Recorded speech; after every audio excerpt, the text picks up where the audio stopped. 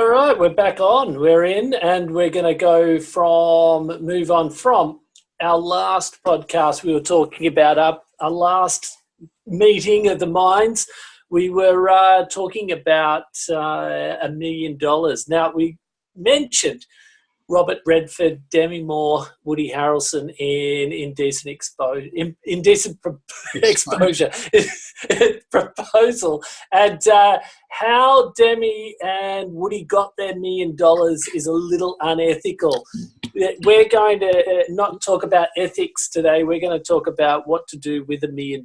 Now, you've got $1 million, and I'm going to put this out to you.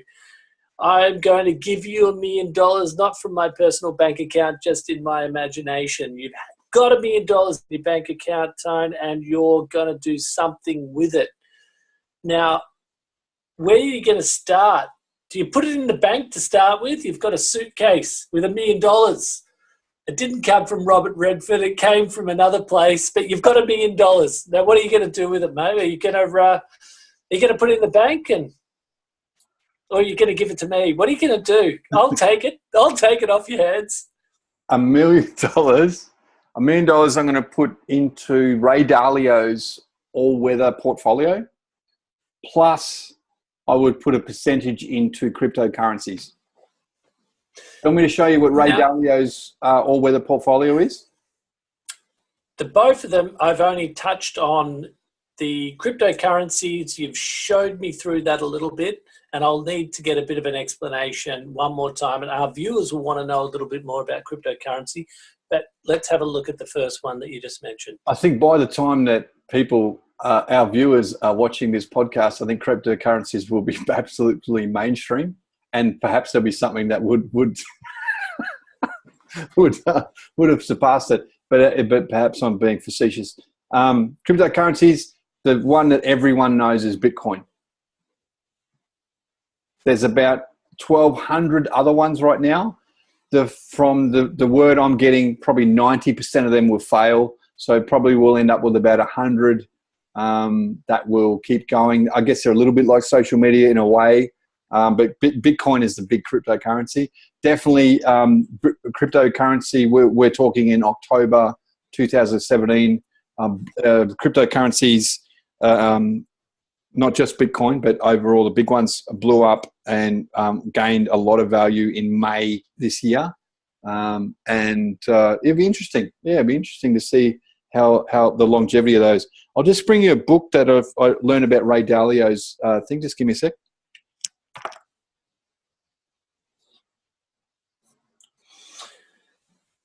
Money.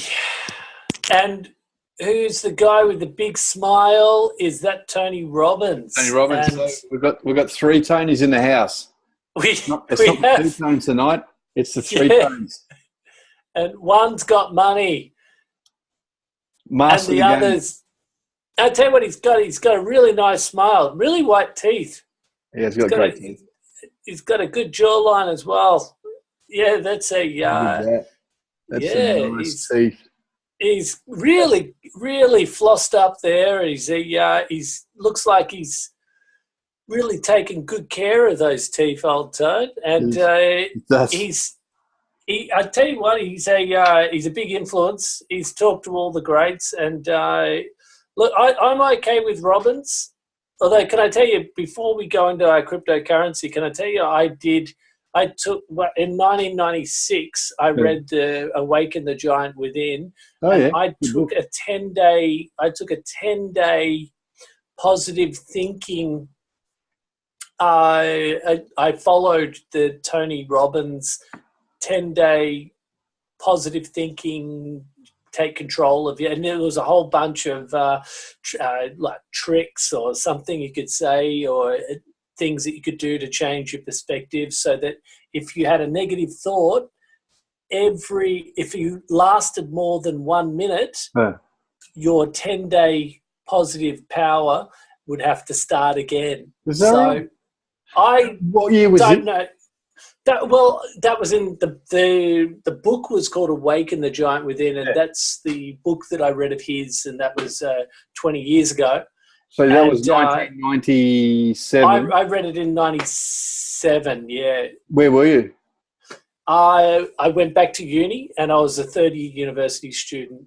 So And you're in Melbourne, Australia. I was in Melbourne, and I just arrived back from Melbourne, split up with a girl, needed to get back on my feet. So I went to uni because I didn't have a job. I thought, I got to get my life in order.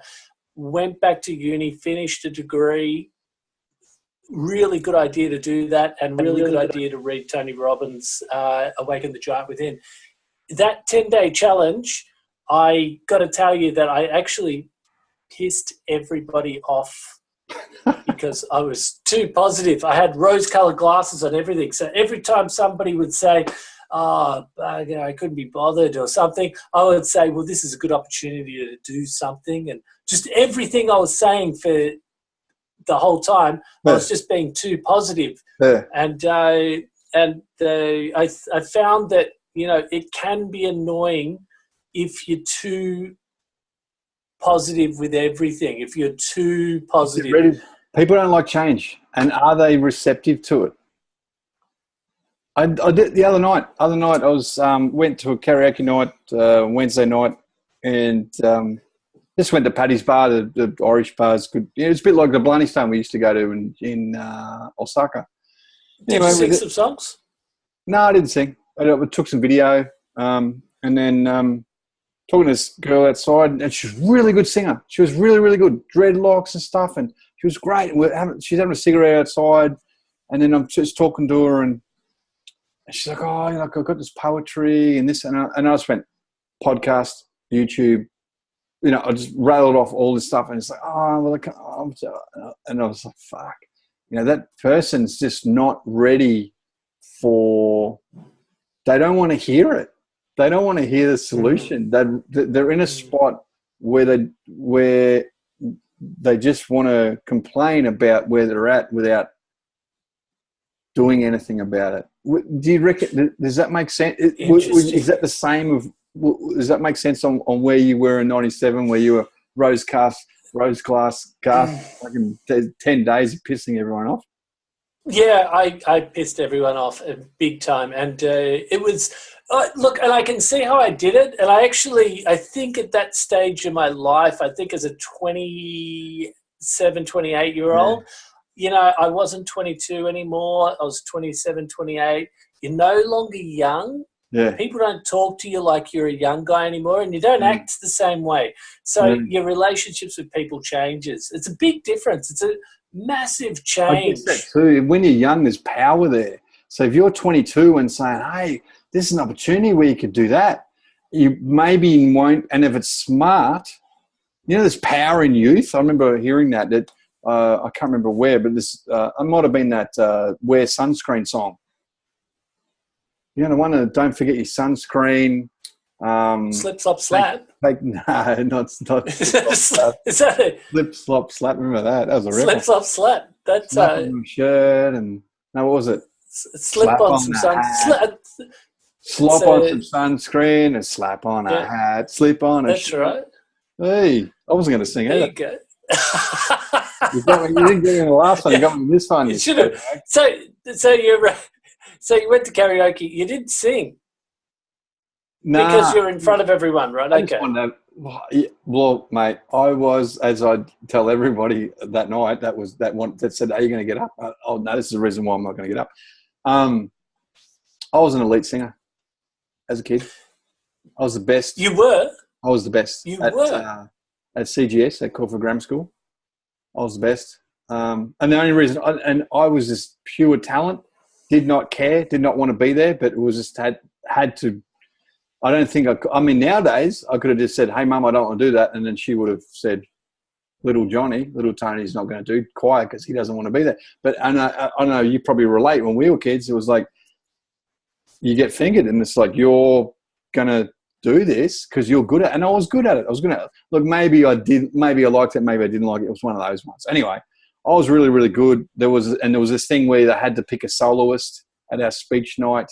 I think in grade 6, I think that's the end of our primary school, and made a top. People have passion. Yeah, when you're in grade 6 and you do some sort of song or something like that, geez, you sing with some passion.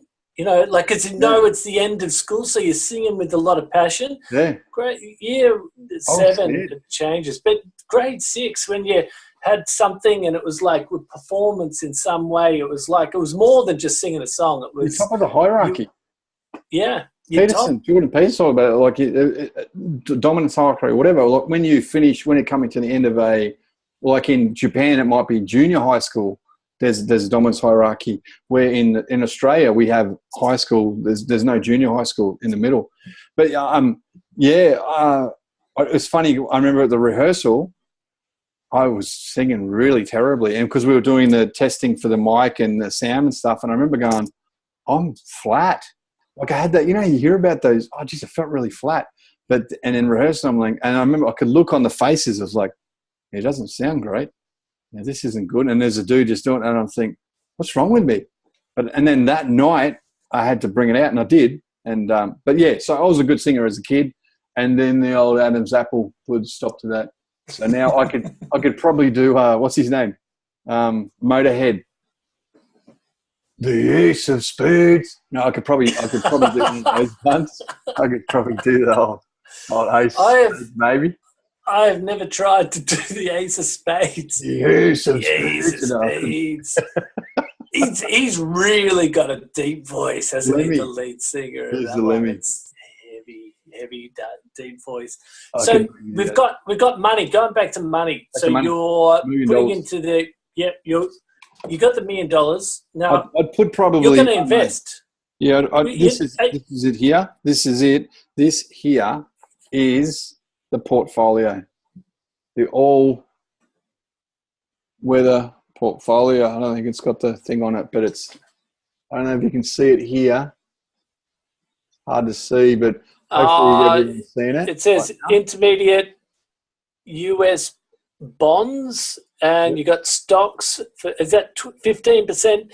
Stocks was that 80%? So yeah, what have you got left? You got intermediate US bonds. So this is for the American market. Intermediate bonds, long-term bonds. So that takes up 55% of your portfolio. So this is betting that the American economy won't collapse. Yeah. So again, probably someone's looking this in 2021. Maybe it's already happened, but that's another podcast. But 30% in stocks, so that's share market equities, your ASX 200, your Dow Jones, that kind of thing. Yep. Commodities, 7.5%. So there's your coal, your iron, your oil, and gold is another commodity, but that's another 7.5%. I'd probably stretch that out to maybe 10% gold.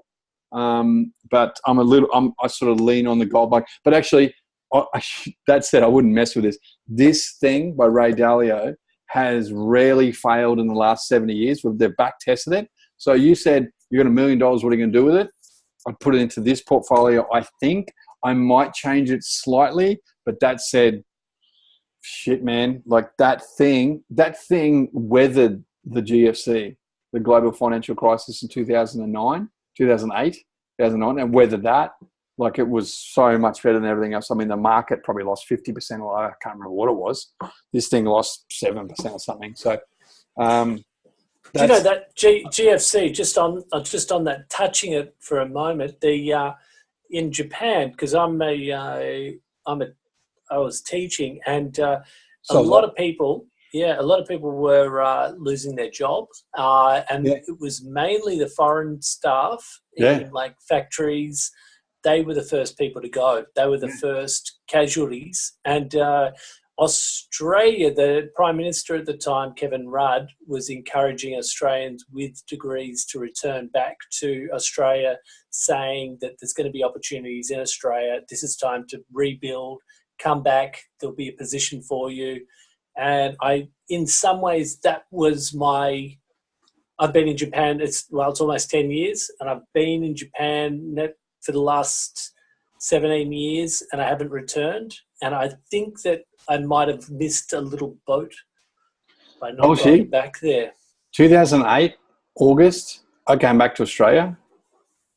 The GFC hit hard September, probably August, September, October.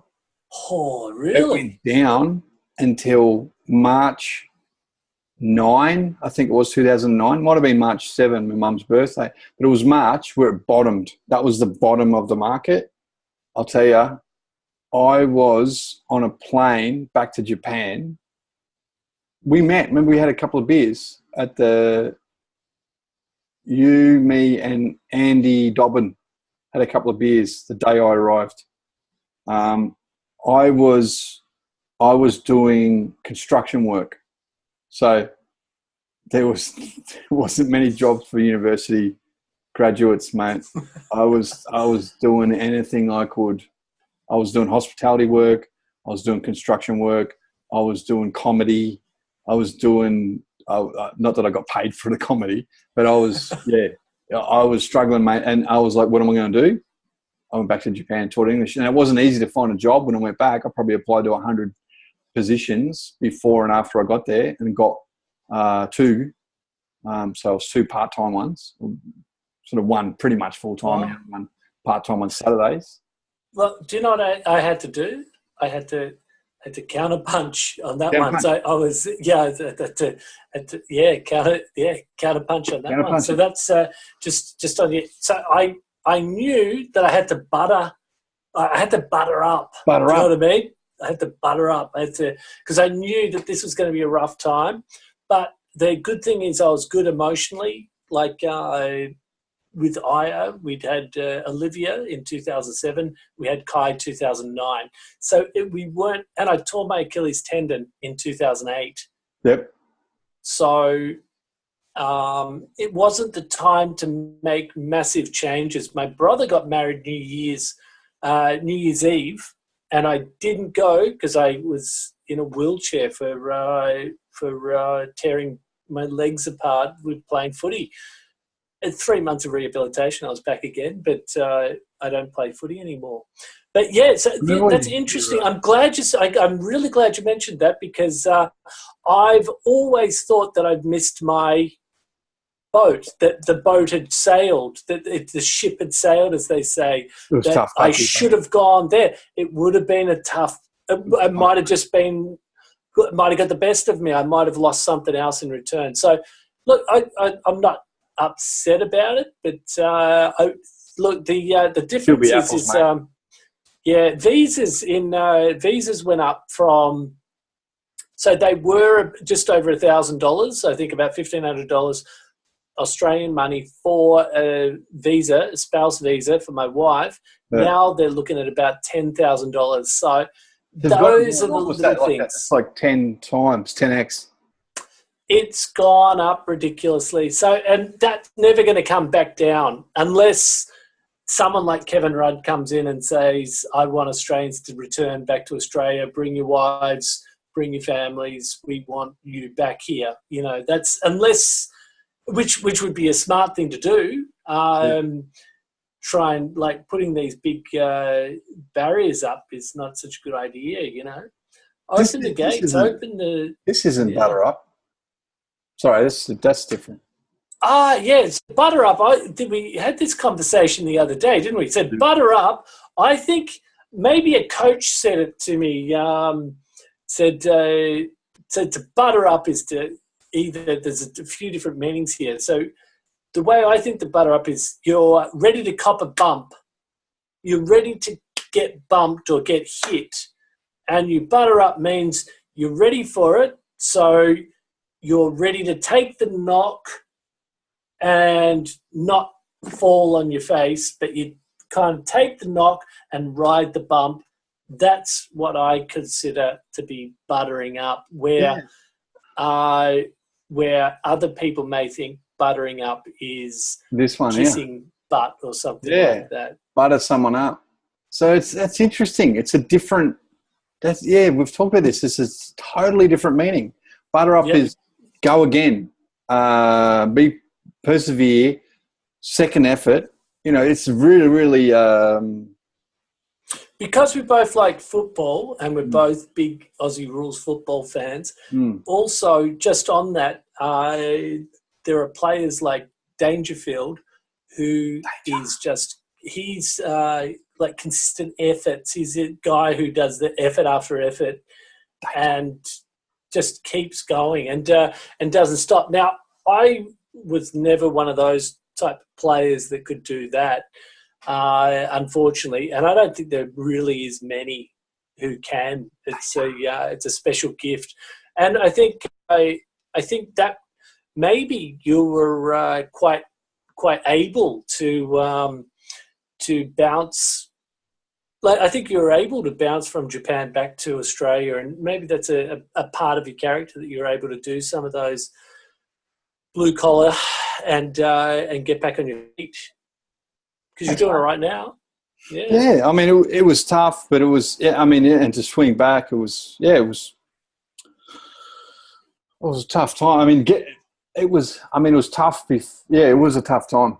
I mean, to dig back in after Nova and stuff, but and then it was good to go. Okay, that's it. My Japan time is over now. Because before that, it was lots of businesses that were getting set up. There were lots of opportunities, and they kind of drew. They dried up. So I went from someone who could have been a lifer, so to speak, or stayed there for a long time and been a business owner, own bars and restaurants and English schools predominantly. When I went back again, I was back to kind of square one. And that's what I just wanted to touch on is the whole English learning industry, or the eikawa industry, as it, so to speak, shrunk by about 20%, because that coincided with Nova shutting down, which is kind of like Nova's probably the biggest well-known English teaching. What would that still be? Would Nova still be number one as far as everyone would? If it's like, where am I going to go to? If I'm going to go to McDonald's, I'll go to Nova. Or is there another one? Is there another one that's taken over now? Do you know what? Now, as far as learning language, I think it's all online. So, but is it all Nova? Online stuff, or what? Well, I wouldn't be able to tell you. Like, I think it's ECC is still around. ECC, because ECC was kind of number two at the time. Aon. It's interesting because Nova was. It's kind of tragic. Nova was kind of like the MySpace of English teaching in Japan. They were so dominant. They were absolutely smashing it out of the park. There've been probably other iterations before them, and in my time was the start of the online phenomena in Osaka and Shinsaibashi. I had a choice. I could have gone to the on, and I just thought, nah, I don't want to be on a. I worked at Officeworks, call centers and stuff, and I was thinking, I don't want this. I'd rather have people, and I'm glad I did. I mean, because I would have learned a little bit of this, but I think I would have had less satisfaction in my job from less interaction with human beings face to face. But Nova was pioneer at the time. Just as a matter of interest, a friend of mine back at around about that stage, around 2008, I went home to Australia and I was visiting a friend. I bumped into a mate I hadn't spoken to in ages, just by coincidence, who was visiting the friend I was meeting. Anyway, he was selling, this is an interesting one, he was selling Club Med packages for $15,000 for 25 years. You get 1 week or a couple of days of Club Med, and Club Med's all over the world.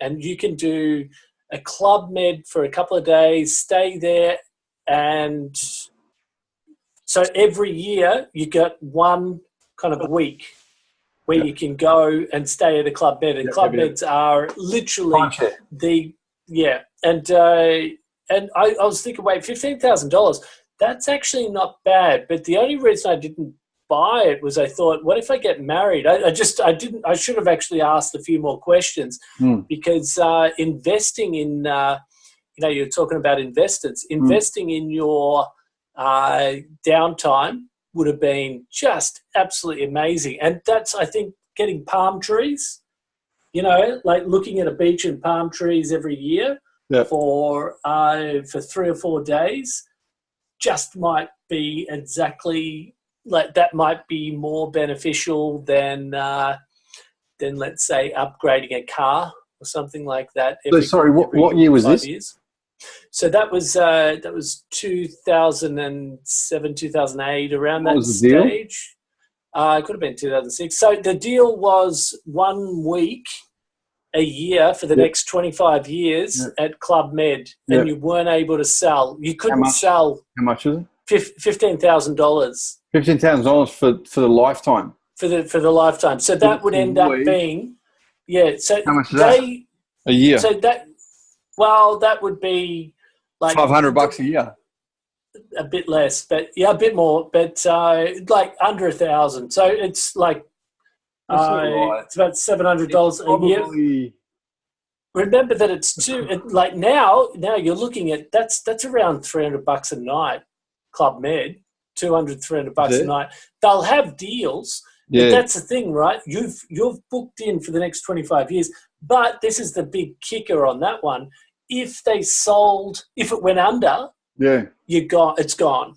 Yeah. Right? That's one thing. The second thing is a lot of they've already worked this out. They've worked out that you're probably not going to go for the next 25 years. Yeah, it's probably going to be 10 years that you're just going to miss. Yep. So it's kind of like $1,000 a year that you're going to be spending on their hotels. That's one thing. Yeah. And the second thing is, and you'd get sick of it. And do you have to use the same week every year? No, that was open. It was just like first come, first served for that place. That's it, yeah. So and this is the thing is they're pretty big places. There's always room unless you go in peak times like New Year's. Okay. And these were the things that I worried about. One, what if you were seeing the same people? If you didn't have a good relationship with some people, if you kept bumping into them, that's like cruise ship, mate. That's one. Dilemma. Yeah. The second one is, if it did go under, the third would be you just got sick of the beach. You just see the same job. It's good if you can move to different places, but I mean, like we've talked about before. It is. I showed you with what I've been doing at Airbnb, and $60 a night. And it depends where you go, but there's a lot of flexibility and choice for less than that in 2017. Okay. You can find some good places. I mean, some places are $300 a night, but if you're saying right now, if you want to go for Club Med for the same deal, are you saying it's now gone up to $45,000? Oh, look, this is the thing, right? This company, I don't even know if they're still around, but that would be, I would say that would no longer be $15,000 for 25 years. That would have skyrocketed. I wouldn't do it, mate. With Airbnb and stuff like that, you can find better deals. Maybe it's a little bit more legwork. I mean, that's the other thing. It's like, how much time do you have to do it? And then also, some people like it where it's like, I know exactly where I'm going. I know exactly who's going to be there. I know the name of every single bar, dude. I've got my driver. I've got my this thing. I've got. Yeah. Because it's always a little bit risky, I guess, when you go to places. It's risky, but I tell you what, looking back, part of me thinks I should have actually done that because that would have been $15,000. I had the money at the time, and it wouldn't have broke my bank. That would have been okay. No, you can't. It's got to be you and you only, and you can't. If you don't use it, you lose it, and if they lose a business, you're actually buying. And what I worked out is you're actually buying into the shares in the business. Like that's part of being an investor. So you're just you never get any money back. You only get that space. You don't that's it. Yeah. So it's it would have been good if you had to think, right, okay, 25 years down the track, I've just invested once a year, I've invested in downtime where it's going to be at the best place in the world for downtime, beach, palm trees, cocktails. And that's where you're telling yourself, you have to do this, even if it's like work. Could you pick your destination or was it just a one place? No. Club Meds are all over the world. They're in France. They're in Indonesia. They're in Thailand. Well, they're all over the world. That's a good deal. That is a good deal. Now I know that you can go anywhere you want for that price, and you don't have to think about it. You can just pick it. That's a good deal. Other than you're stuck in a big resort. Yeah, and this is the thing. Worst case scenario is you go to Green Island or something like that, which is if you live in Green Cairns. Island's amazing. What are you talking about? Yeah, but what I'm saying is that, it's not, you don't have to go halfway around the world. You can just go somewhere fairly close. Do you know what I mean? Like, you don't have to pack the bags up and say, right, this is going to be effortful and what have you. It can be just, boom, like you can just go to a local one. And even, I've done it, I think once or twice, is just, taken the wife, and we've just gone and we just stayed in rather than staying at home, every New Year's we go, almost every year, New Year's, we go to a hotel and we just spend a night in a hotel together, and the kids go to her parents' house, and that's one night we spend together. So it's just nice to have that time together, just in a nice place, and and it's good to have that regular thing happening. We didn't do it last year because we went to Australia. We went to Australia for a holiday, but every year. Oh, we caught up.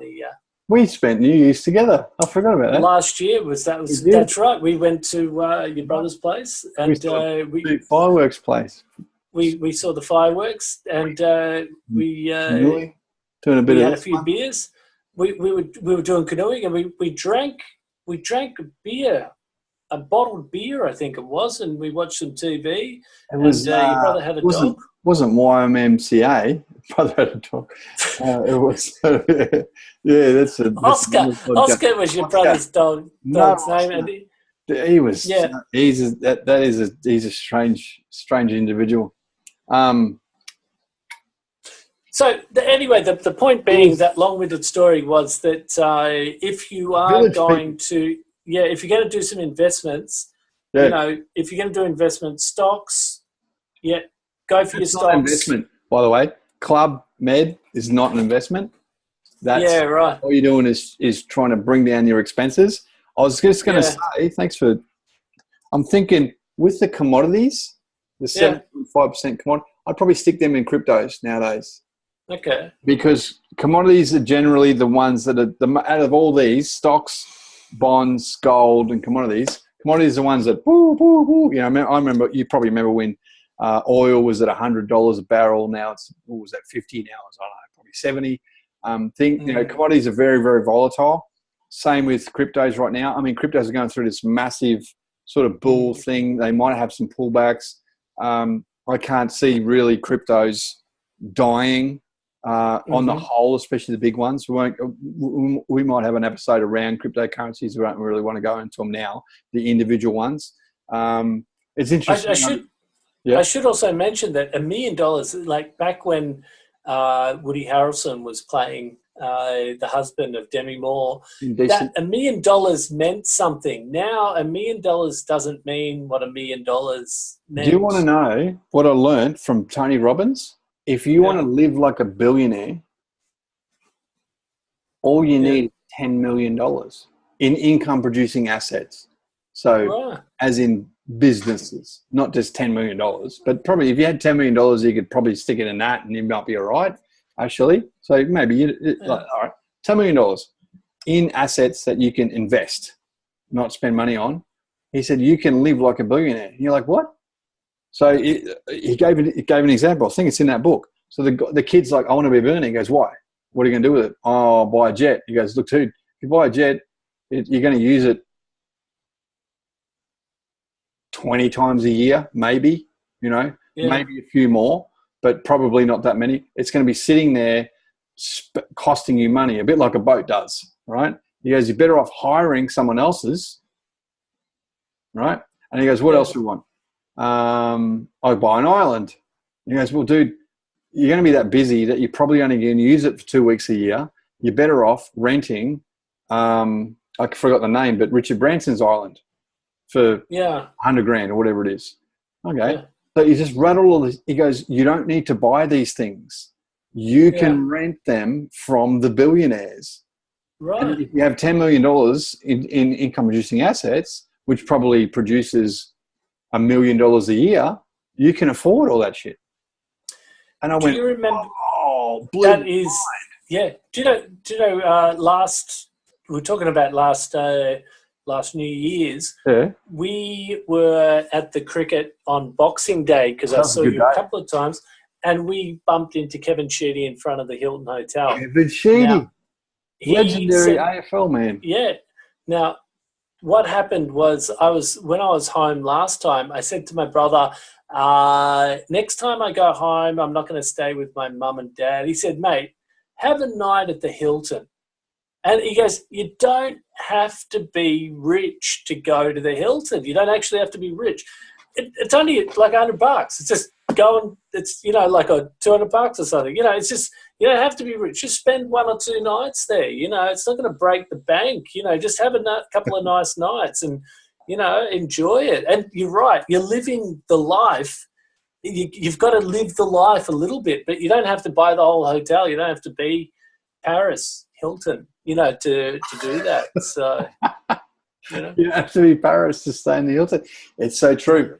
So that made living the life of a billionaire very accessible to me in this life. So I'm like, okay. So I've set a goal. We talked about the last time we talked. What were you going to say? I've just got to say something. I did come into a little bit of money at one stage of my life, and I did come into a little bit, and I did come through some hardships before getting into a comfortable stage, and I remember thinking, food tastes the same. This was the biggest shock when your lifestyle changes. When you go from being the struggler guy who's trying to get everything to being the guy where all of your cups are really, your cups are fine bone china, and you're drinking from $100 cups, right? Every cup is $100, and you think, wait a second, coffee tastes the same. Same. This tastes the same. Everything's the same. Really? And that just shook me. I was like, wow, you know what? This is the first time I've kind of like had money and nothing has actually changed. I'm still the same guy, Yeah. I'm still the same guy, and I haven't changed. I thought that, coming into a little different lifestyle and going through, I thought I'd be a different person. I thought I thought everything would change, but it doesn't. It's amazed me how everything was the same. Anyway, let's move on. So just on that, there's a guy, I forgot his name. He was at that Las Vegas shooting in a couple of weeks ago in October, early October, I think it was 2007. And he's massive on YouTube, massive on Instagram. And he's like Logan, no, not Rogan. Logan, blonde-haired guy? Nah, Blitz something. He's got a big beard, a trust fund baby, plays poker. Like he's the son of a billionaire. Yeah. He has never had to work in a day in his life. He was on Joe Rogan before this Las Vegas thing. It's very interesting to me, where he was saying, like what you said, if someone gave him a Lamborghini, nothing. It wouldn't. So let's say the most happiest you can be is a 10, down to totally depressed and suicidal at 1. And so he was saying that let's say he's at a 5 right now, because that's kind of normal. If someone gave him a Lamborghini, he wouldn't move from a 5. Now imagine if someone gave you a Lamborghini, Tony Walsh. I'd be like stoked. I'd be like, I might go to 10. I might not stay there forever, but I would be absolutely stoked. Now, that dude has seen so much, had so much. So he would be immediately, because he's driven that many supercars, that he might go, it's not the same one. He had a better, it's probably not the best experience, but he said, okay, the other one was hotels. We talked about Hilton before. He goes, now, if I went back to the Hilton in a $200 room at the Hilton, he would go to a 4. And if he didn't have the best food, that was interesting what you said about food. If he doesn't have like really, really good food, he'll go to a 4. So it's interesting that the expectation where he's at the bar is set, and if he has just stuff that's pretty good, but not great, he'll actually go towards depression rather than elation and enthusiasm. He was at that shooting. He was at that music festival where those 50 odd people got killed. He was running away because he does a lot of shooting guns and stuff, and he does a lot of this out there stuff. Yeah. I mean, he's a pretty big dude.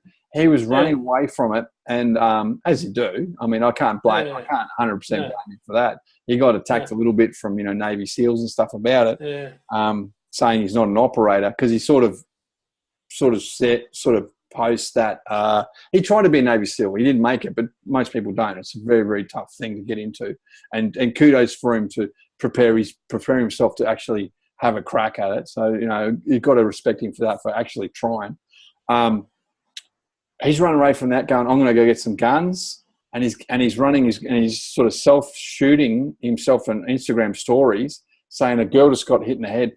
And where am I going with that? So that's like where you're at, and how life is. There's back to Rogan. He's saying, look, there's a lot that makes attaining stuff doesn't help you. It doesn't make you happy for long. It's the struggle. It's getting there. That's where Peterson's really helping me out with responsibility. And it's just like, just have a crack, set a goal, and go after it. We talked about big, hairy, audacious goal before, and then we're talking on the same thing now. What would you have with $1 million? If I want $11 million, and that actually going after the journey, going after it, that is where happiness lies, in seeing the happy. And I've seen this myself as an entrepreneur over the last especially over the last 5 years. Actually, probably since probably just after I left Japan in 2010, because I tried and attempted different businesses and failed. Now, when I get closer, as I'm getting closer, that's where I get that happiness and I get that enthusiasm and go, oh yeah, all that crap before, whatever that struggle there, it's totally worth it. Like today was a pretty groundbreaking. Like this week has been a pretty groundbreaking week for me as far as the quality of clients that I'm getting it and what's ahead, and that feeling that I'm getting towards that goal, it makes all the difference, as you would say. Oh, I love it, mate. I love it. It's good that you're going places and you can feel yourself going in the right direction. Do you know? Like that's a really good sense. Yeah, right. Not always. It's not always like this. Like I'm saying, this is definitely the light side compared to the dark side. Like, frankly, there's massive amounts of suicide and mental illness in the entrepreneurial world because everybody sees Zuckerberg and wants to wear a hoodie and thinks they're going to, sees Instagram and 500 days, didn't make any money, sold for $1 billion. Not many people talk about this. That was a 12-year journey. Yeah, right. The founder of Instagram. Just on the topic of Instagram. Yeah, just on the topic of Instagram. I started doing Instagram this week. I'm still working out the mechanics of how to put the pictures in, how to do the good pictures, what comments. I've barely written any comments. I've only got about 20 pictures in there, and it's only a couple of friends that are doing that. But I'd like to know how. At some stage, we'll talk about how to increase your volume and try to make it into a money-making venture. Maybe that's something for another podcast in the future. You've got an Instagram, haven't you? Speaking of Instagram, I was a shameless plug here. Funny you mentioned you got on Instagram this week. My page in Marketing Oz. This is my Twitter. Now, the first one that you had there was on your wife's. That looked like your wife's business. She's a yoga. So enough plug in her business, but yeah, actually, this is Yoga Vedic Life does. We spoke about that last time. And now we're going to move on to my business in marketing. So now, we've got 98,000 tweets. We're actually quite high now. We've got 16. You've got quite a few followers there. And a lot of people like you as well. 70,000. What's the difference between people just liking you and followers? How does that These are likes differentiate? of posts. So you can see this particular post has 70 likes. So that's the count of likes on the different posts. Oculus, yeah. By the way, VR, don't invest in VR for the next 10 years. Okay, so this is your Twitter account. Yes, this is a Twitter account. Good business comes from within, in marketing. So you've got a Twitter account, and that's you go in marketing Oz, because you're in Australia, and digital growth agency and grant broker providing elite business building solutions. Okay, grow revenue and save time. Follow our Instagram. So that you can get onto the Instagram by following your tweet and become a Twitter follower, and then get onto your Instagram as well. Can we see some pictures in your Instagram? Have you got something Instagram. there? Funny you mention that. Oh, here we go. There it is, Yoga Vedic Life. I'm very proud of this. It's taken a lot of work. We're at 10,000 followers this week. Okay, and this is 1,000 in the last 7 days. So yeah, we had a bit. We've gone viral, Walshy. You've gone viral. How does a person from in marketing become viral? Did you do something different? It's pretty tough, mate. It's pretty tough. There's a lot of hashtags in there. It's a lot of reaching out. It took me a year. So these are some. We've done lots of research, and we've found that these hashtags. So anything with this sort of hashtag pound. So mark, some of these, so these pound marks hashtags are in marketing, hashtag business development, Google search, optimization, content. These are ones that I found that are the most popular and the most. Yep. Have you heard of SEO? Search engine. Yeah, I was just about to ask you. This is search engine obligation. Okay. Search engine optimization. So this is very similar. This is search. So the search engine optimization, which is basically nowadays is how to rank higher in Google when you're doing a Google search. So with the hashtags, this is Instagram optimization. Right. So what you can do is you have a maximum of 30 hashtags in one sitting. So what you can do, if you really want to go next level, you do 30 and then leave it between 30, 45, 2 hours, and then you delete this post and put in another 30 if you really, really want to go really get the most maximization and optimization there. CLV is customer. That's a great trip there, mate. Yeah. That's CLV is what was that again? Customer lifetime value. Very, very important. Look at how much value you get out of one customer. How long do they stay with you? How much should they spend? And how to maximize that. It's a lot cheaper to sell to an existing customer than to bring in another one. A lot cheaper. Is that right? Yes. Is that right? And also, it's really good for business. I mean, it's a bit like you. If you had a student that did one of your courses, you're better off getting him to come to another course than trying to find another student to come to university. Yeah, definitely. That's without a doubt. Now, in 5 years' time, yep. Let me ask this in a two-way question. Where is in marketing going to be in 5 years' time, and are you going to be still doing that? Is it something? Are you going to look at selling this business, selling this product? Is this something you're going to be part of? And where are you going to be in 5 years' time? 2022, Matt. 2022. Yep.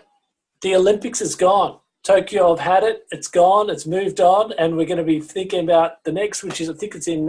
Is it in Paris? 24. Anyway, 2022.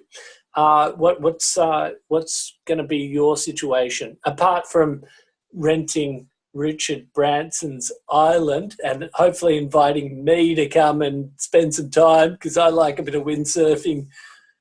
I've never actually done windsurfing, but I would like to try it on Richard Branson's island. I'll give it a go. I'll be right up for a little bit of beach action and sun surf and cocktails. Maybe one of those glasses of Shiraz that you probably have in there too. So what are you going to be, Matt? So what's the story? Where are you going to be? Yep, 2022 for Tony Jukes, as well as in marketing as well. That's a great question. I think I would not be against a acquisition by a bigger marketing agency conglomerate. Whether realistically that could happen in the next 5 years, I doubt it. It could, considering the type of the trajectory of the organization recently. So I wouldn't be against an exit. Would I want to keep doing what I'm doing now? Probably yes. Definitely, I love helping people succeed. I love helping business owners succeed. And that's basically what we do. Also, I'd love to get into recovery centres, or particularly maybe one recovery centre, or investing into recovery centres. So recovery centres, some of the things I found from that ATB podcast we mentioned, the last one, ATB project, and also Tony Robbins. One of the things with Tony Robbins, I talked about gut health before. Gut health, cryotherapy, compression therapy, and infrared therapy, I think we've cracked the code, so to speak, on 21st century medicine. And we're in 2017 right now. It's a little bit like back in 1917 before penicillin. I don't know when penicillin was found, but the kinds of technology that were there 100 years ago and what happened by the end of that century, I think we're at that. I think we're going to look back. They're going to look back at us, 100 years from now, or 1,000 years from now, and go, "Fuck, wasn't that the Dark Ages?" Or or no, maybe not Dark Ages, but they were so close. They'd scraped the surface, but they were still perhaps in the old paradigm. So I'd love to get into that. I can see that that is an old dream of mine, of getting into health and well-being using. Just on that, we were actually talking about our creative, like how long we can be creative for, and the optimal ages of our creativity. And you mentioned that by the time you're kind of like in your 60s, your creative juices may have dried up. Yeah. And your creative juices may have dried up. So this is the optimal time to actually make it happen. That's my wife walking in the background. I'm in the kids' room, by the way, again. But I've changed spots. So, yeah. My daughter just popped in and smiled as well. So this is kind of like the time to make it happen. Now, so let's just let's just come back a step. Instead of being 5 years down the track, successful business. Do you know, I have a feeling that a business like yours may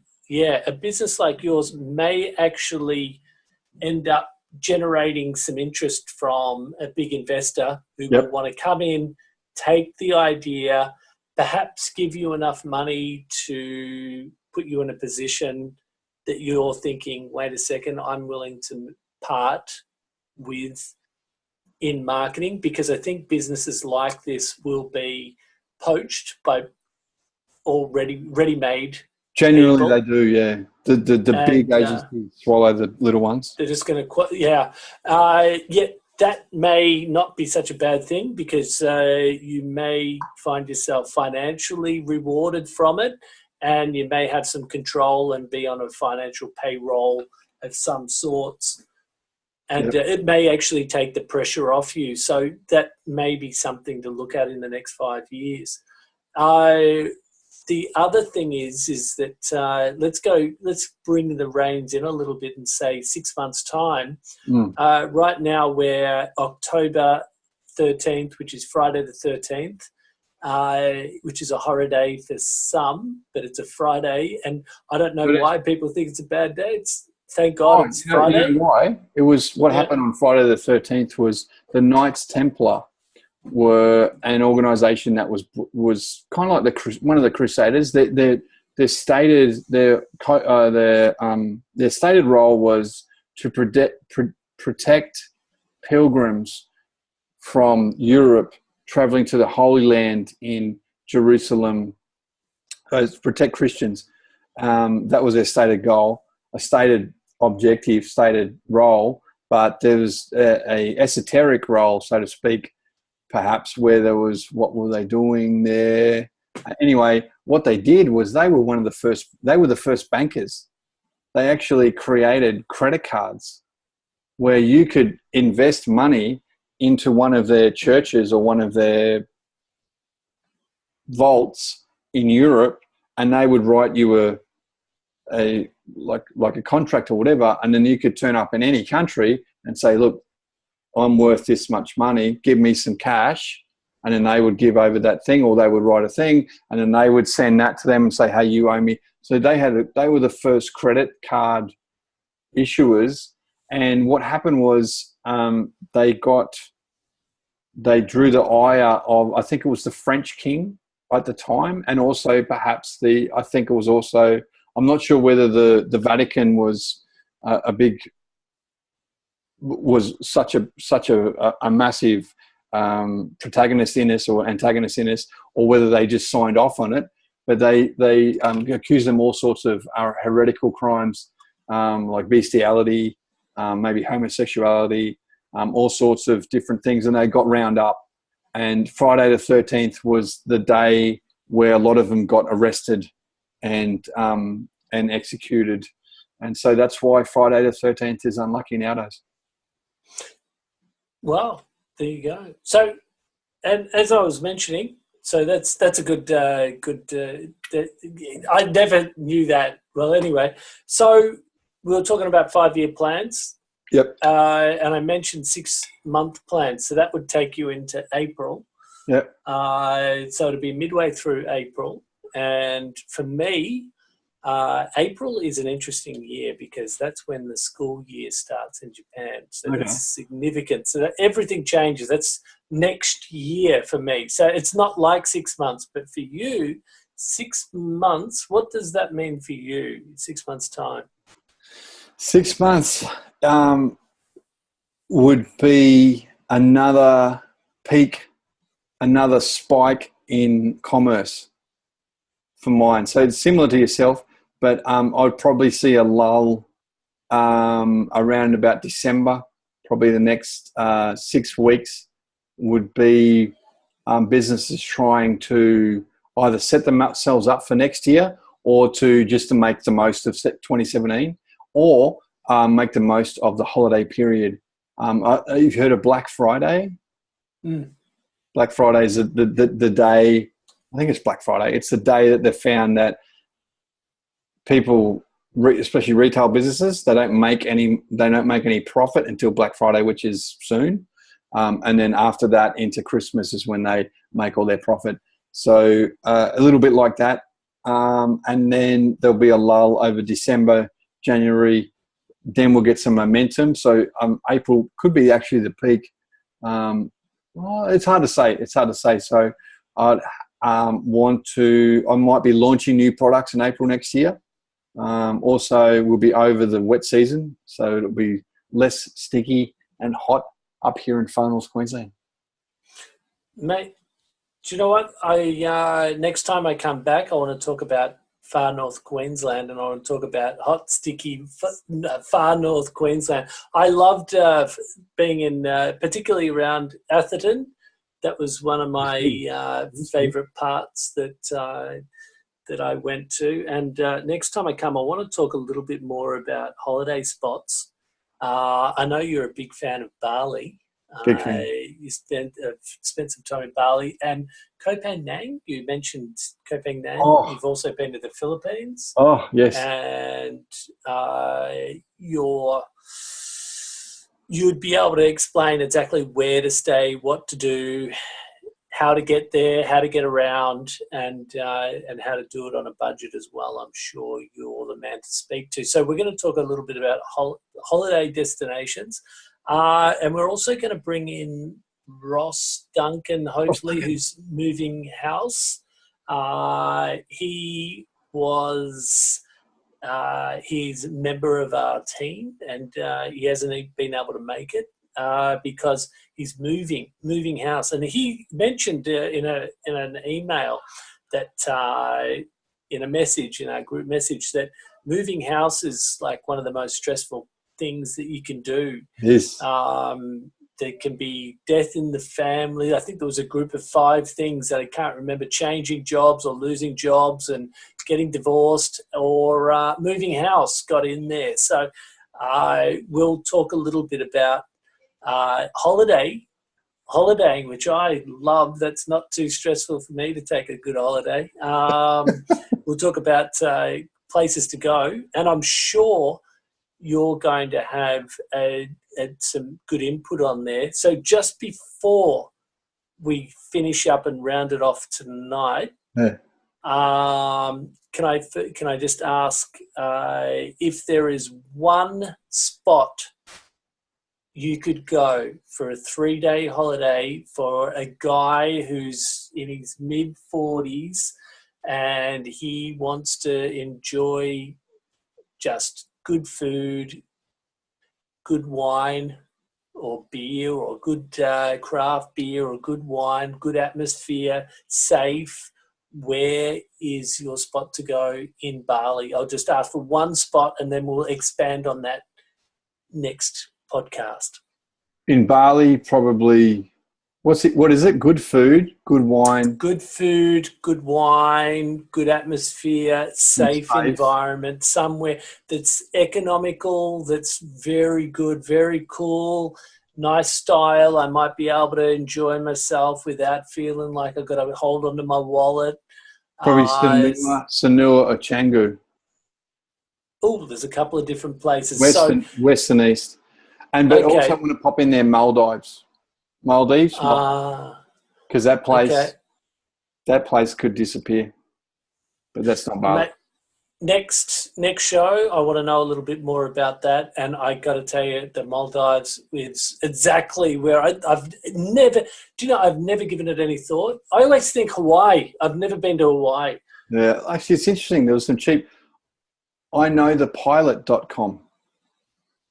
I know the pilot.com. I know the pilot.com. I just got given that one. That's a good one. Yeah. It aggregates. It lists where the sales are. It's a good one. Let me check that, and I'm sure our viewers are going to check that. And next time we get together, let's talk more about particularly Bali, because I think you're a bit of a Bali regular. As far as I've. Yeah, right. Yeah, so let's hear more about that next time. And I think Ross has a lot of connection with the Philippines. He does. So he would be able to give us some information on the Philippines.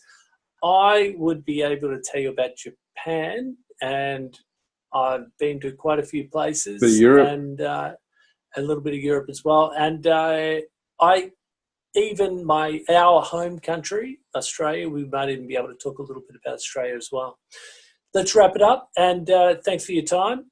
And in April 2018, I want to watch this back as well, and I want to see exactly what you said you may come up with something new.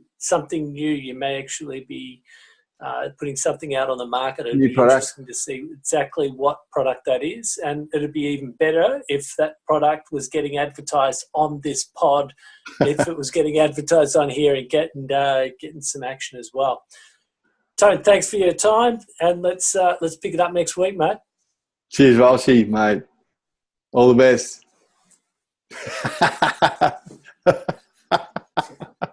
See you, bud. See you, mate.